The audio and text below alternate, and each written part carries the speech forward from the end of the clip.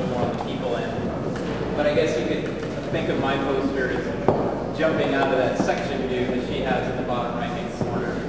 And I'm talking about a vision for what I'm calling the live-work district. And what I mean by that is the section of Colerain Avenue between Hopple Street and Marshall Avenue, which I think has the most potential for rejuvenation in this way. A lot of mixed-use properties already there. The ones that are vacant, getting those, more of them into a live-work, owner-occupied kind of situation, and also intervening with a couple more anchor-type interventions to spur some of this redevelopment. And the live-work properties, as well as the other just rental storefronts, orienting those toward artisans, creative professionals, artisans, and in visualizing a visitor destination and a neighborhood-centered district. So this is what I'm talking about with the smaller interventions here, the live-work mixed-use properties, new uses in vacant storefronts, drawing from what's already in the neighborhood, artisans in the neighborhood like Chris Kane Furniture, John Chen, my landlord, even proprietor up here, where I've identified an existing anchor to be kind of paired against my proposed anchor. And then some of the more artsy types that have established themselves along Colerain Avenue.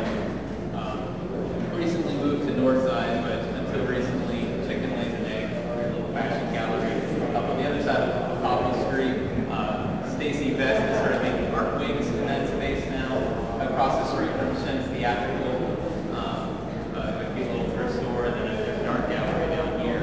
And these people are all, including John, working in the theater industry, and in these cases, they're doing this more or less in their spare time.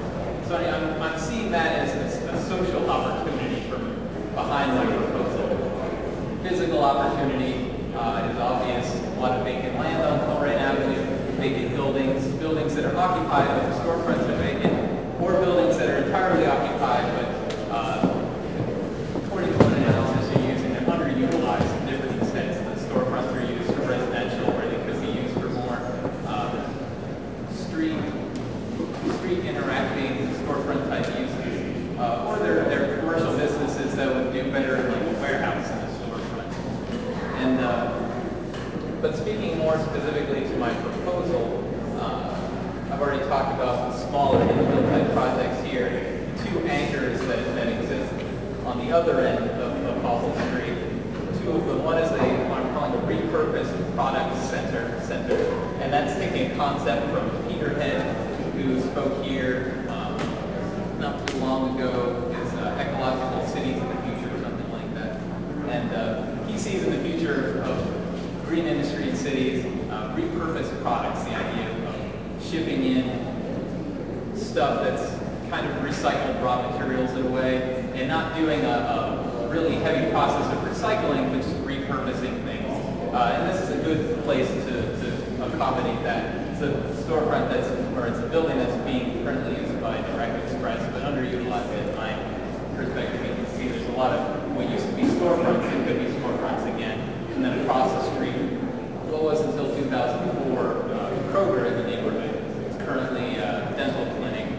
And according to some information I got from Bill Gorman, all these dots on this map, you have to get a little closer to see, is they represent addresses of people who signed a petition to keep that Kroger open back in 2004. And I made this map to support the hypothesis that Joe shared with me that because the store was so small, it was the smallest in the city at the time, only 12,000 square feet, a little bit smaller than the Vine Street Kroger on the right, that it was attractive and had a sort of niche market because it was so small, particularly with older folks. They liked the parking was convenient, it was a small store, easy to get around. So I'm saying that the other hypothesis that goes with that is that the reason Kroger there closed is not because the store can't do well there, but because it's not part of their business plan. Kroger deals with 100,000 square foot grocery stores now, preferably with gas pumps out front. that is oriented toward 12,000 square foot stores, more like an IPA, something like that. I use the word fresh approach. But really, some kind of a small niche market to get in there. And in the interest of time, I'll skip over the funding, but just know that there's lots of funding, innovative and real kind of standby mechanisms for funding these kinds of proposals. And implementation strategy may involve the community board, certainly attracting private investment that may or may not go